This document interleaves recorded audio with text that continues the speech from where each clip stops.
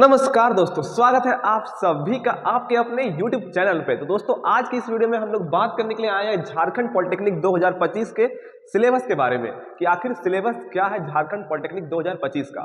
तो दोस्तों, जैसा कि अभी चल रहा है फरवरी और इसी मंथ में फॉर्म आने वाला है, तो झारखंड पॉलिटेक्निक के जितने भी स्टूडेंट एग्जाम देने वाले हैं उन सभी के लिए ये वीडियो बहुत ही ज़्यादा इंपॉर्टेंट वीडियो है, क्योंकि इस वीडियो में मैं आप लोगों को पूरा सिलेबस बताऊंगा कि क्या क्या आप लोगों को पढ़ना है, जिससे कि आप लोगों का एग्जाम में सवाल आने वाला है।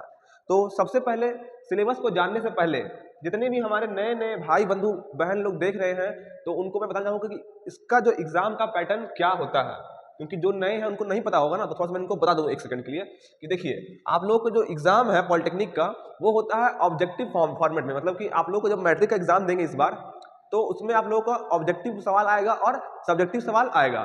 तो जो पॉलिटेक्निक का एग्जाम होता है उसमें सिर्फ ऑब्जेक्टिव क्वेश्चन ही पूछा जाता है। आप लोगों को क्वेश्चन पेपर दिया जाएगा और उसमें ऑब्जेक्टिव सवाल रहेगा और एक ओएमआर शीट रहेगा, आपको उसका सवाल का आंसर ओएमआर शीट में करना रहेगा।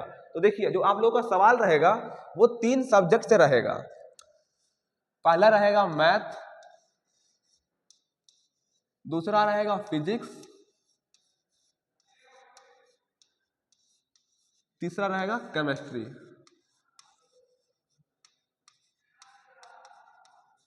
तो देखिए, जो इसका सवाल रहेगा वो 3 सब्जेक्ट से रहेगा, फिजिक्स, केमिस्ट्री और मैथ।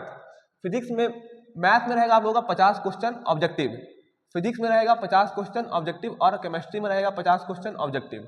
हर क्वेश्चन के लिए 1 नंबर दिया जाएगा, तो एक एक से गुना करते हैं, तो यहाँ बनता है आपका 50 नंबर, यहाँ बनता है 50 नंबर और यहाँ भी बनता है आपका 50 नंबर, यानी कि 150 नंबर। और सवाल कितना बन रहा है आपका 50 या 150। तो जो क्वेश्चन बन रहा है वो भी आपका 150 बन रहा है और जो सवाल है वो भी 150 बन रहा है। मतलब कि टोटल 150 क्वेश्चन रहेगा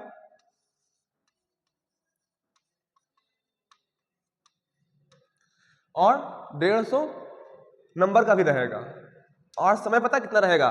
समय भी रहेगा आप लोगों का 150 मिनट। सॉरी, आप लोग को यहाँ पर दिख नहीं रहा होगा रिफ्लेक्शन की वजह से, तो मैं यहाँ पर लिख देता हूँ।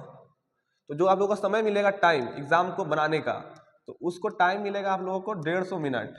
150 मिनट यानी कि 2 घंटा और 30 मिनट। मतलब कि हर क्वेश्चन के लिए अगर देखा जाए तो एक क्वेश्चन के लिए आपको 1 मिनट का समय दिया जा रहा है और 1 नंबर का सवाल है। और इसमें आप लोगों का नेगेटिव मार्किंग भी होता है 0.25। मतलब कि अगर आप 4 क्वेश्चन गलत करते हैं तो आपका 1 नंबर कट लिया जाएगा, और अगर एक क्वेश्चन सही करते हैं तो 1 नंबर दिया जाएगा। इस तरह से इसका मार्किंग स्कीम रहता है। अब जान लेते हैं कि इसका जो सिलेबस है वो क्या रहता है। तो देखिए, सिलेबस इसका फिक्स नहीं है। इसमें जब आप लोग का फॉर्म जारी होगा इसी मंथ में 10-15 दिन के अंदर जारी होने वाला है फॉर्म, आप लोग ये भी जान लीजिए। तो एक्टिव रहिएगा इस चैनल पे, और अगर नए हैं तो सब्सक्राइब कर लीजिए अभी, क्योंकि आप लोगों को इस चैनल का बहुत जरूरत पड़ेगा, क्योंकि मैं आप लोगों को इस चैनल पे इसी प्रकार का और एकेडमिक भी कंटेंट देता रहूंगा आप लोगों को पढ़ाई से रिलेटेड। तो सब्सक्राइब अगर नहीं किए तो सब्सक्राइब जरूर कीजिए इस चैनल को। और आगे हम लोग बात कर लेते हैं क्या कि इसका जो सिलेबस है। देखिए, जब भी फॉर्म जारी होगा तो उसमें लिखा रहेगा कि 10th लेवल। 10th लेवल का मतलब क्या होता है कि आप लोग 10वीं तक जो भी पढ़ाई किए हैं उसी से ये सवाल पूछेगा, फिजिक्स, केमिस्ट्री, मैथ। लेकिन इसमें कुछ सवाल आप लोगों को क्लास 9th का मिलेगा, कुछ सवाल क्लास 11th 12th का भी मिलेगा। लेकिन जो मैक्सिमम सवाल रहता है इसमें वो क्लास 10th से रहता है। तो अब मैं चलता हूं सिलेबस के ऊपर, आप लोगों का टाइम वेस्ट ना हो इसलिए मैं सिलेबस पहले से लिख के लेके आया हूं। तो अब जान लीजिए इसका सिलेबस। मैंने बता दिया कि सवाल रहेगा 50 क्वेश्चन तीनों सब्जेक्ट में, 1-1 नंबर का सवाल रहेगा, 150 क्वेश्चन रहेगा, 150 नंबर का रहेगा और 150 मिनट भी मिलेगा। आप लोगों को समय मिलेगा, यानी कि 2 घंटा 30 मिनट। अब हम लोग बात कर लेते हैं अपने सिलेबस के ऊपर।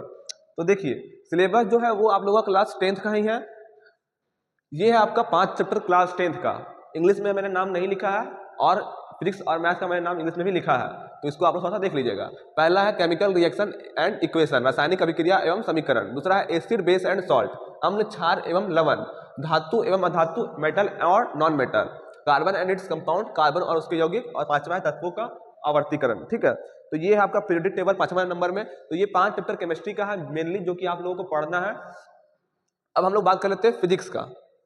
तो फिजिक्स में है ये 5 चैप्टर आप लोगों का, जिसमें कि आप लोगों को 3 चैप्टर ये वेरी इंपॉर्टेंट है, लाइट, आई और इलेक्ट्रिसिटी ये 3 चैप्टर बहुत ही ज़्यादा इंपॉर्टेंट है। इनसे आप लोगों को 30 सवाल से भी ज़्यादा सवाल आप लोगों को बस ये 3 चैप्टर से देखने को मिल सकता है। ये हर साल का अनुभव मेरा रहा है। 2022, 23, 24 ये 3 साल से मैं सिर्फ पॉलिटेक्निक को ही फॉलो कर रहा हूँ, जो कि मैंने ये देखा है कि ये फिजिक्स का जो सवाल है वो सबसे ज़्यादा आता है इलेक्ट्रिसिटी से, उसके बाद आता है आप लोग का लाइट से, उसके बाद आता है ह्यूमन आई से। ये 3 चैप्टर मेनली बहुत ज़्यादा इंपॉर्टेंट है। उसके बाद आप लोग को ये चौथा पांचवा भी करना है। 5 चैप्टर मेन इंपॉर्टेंट है आप लोगों का फिजिक्स में। अगर ये 5 चैप्टर आप लोग कर लेते हैं तो ये 30 प्लस सवाल आप लोगों को बस ये 5 चैप्टर से मिलेगा, जाकि ये 40 तक भी मिल सकता है। मैंने यहाँ पर 30 प्लस ही लिखा है, लेकिन फिर भी ये 40 तक भी सवाल इस सिर्फ 5 चैप्टर से मिल सकता है। और बाकी जो 10 सवाल रहेगा वो क्लास 9th 8 कुछ सवाल क्लास 11 12 का भी रहेगा, तो वो 10 सवाल उससे आता है। लेकिन जो फिजिक्स में मेन सवाल आएगा आप लोगों का ये 5 चैप्टर से आएगा। ये मैं आज ही बता दे रहा हूँ आप लोगों को। आप लोग एग्जाम देके आएंगे तो आप लोग मेरे बात को याद करेंगे कि मैंने आप लोगों को बताया था कि ये 5 चैप्टर इंपॉर्टेंट है। इसलिए गलती ना करिएगा कभी भी आप लोग। अगर आप लोग अभी तैयारी बोर्ड का कर रहे हैं तो बोर्ड खत्म होने के साथ साथ आप लोग एनसीईआरटी को भी रीड करना शुरू कर दीजिए, क्योंकि एनसीईआरटी जितना अच्छा से आप लोग पढ़ेंगे उतना अच्छा से क्लैरिटी आप लोगों को आएगा। तो ये 5 चैप्टर मेन इंपॉर्टेंट है फिजिक्स के लिए, जिसको आप लोग को अच्छे से पढ़ना है। और ये क्लास 10th का है आप लोग का सिलेबस, कुछ बाहर का सिलेबस नहीं लिखा है मैंने। और ये 15 चैप्टर है मैथ्स का।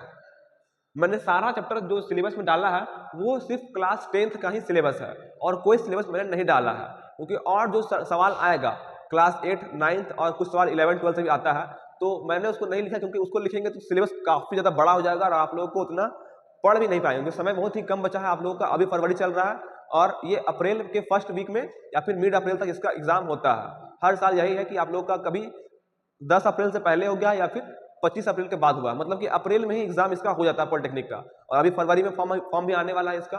तो आप लोग को ये 15 चैप्टर मैथ्स में कर लेना है और ये 5 चैप्टर फिजिक्स का करना है, जो कि वेरी इंपॉर्टेंट है। मैं बार बार इसलिए इंपॉर्टेंट बोल रहा हूँ क्योंकि मेरा 3 साल का एक्सपीरियंस है। कुछ सवाल आप लोगों से बने ना बने, ये फिजिक्स का इस 5 चैप्टर को जरूर कर लीजिएगा। इससे आप लोगों को 40 सवाल के आसपास देखने को मिलेगा। 40 सवाल कम नहीं होता है, 50 का एग्जाम होता है, 50 क्वेश्चन आता है आप लोगों का फिजिक्स से, जिसमें कि 40 क्वेश्चन के आसपास सिर्फ इन्हीं 5 चैप्टर से रहता है। और ये 5 चैप्टर है केमिस्ट्री का।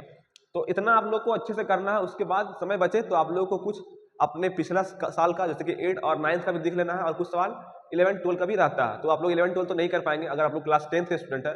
जो 11 12 पास होकर एग्जाम देंगे उनके लिए थोड़ा सा बेनिफिशियल होता है कि उनको थोड़ा सा फायदा मिल जाता है। लेकिन कोई बात नहीं, आप लोगों को भी इतना से भी काम हो जाएगा, अच्छा खासा नंबर आप लोगों को आ जाएगा। तो यही था आप लोगों का सिलेबस। आई होप आप लोगों को सिलेबस अच्छे से समझ में आ गया है। स्क्रीनशॉट लेना चाहे तो उसको स्क्रीनशॉट आप लोग ले सकते हैं। मैं साइड हट जा रहा हूँ। ये ले लीजिए आप फिजिक्स का, ये ले लीजिए केमिस्ट्री का, और ये ले लीजिए मैथ का। ठीक है, तो मिलते हैं नेक्स्ट वीडियो में नए टॉपिक के साथ में। तब तक के लिए जय हिंद, वंदे मातरम।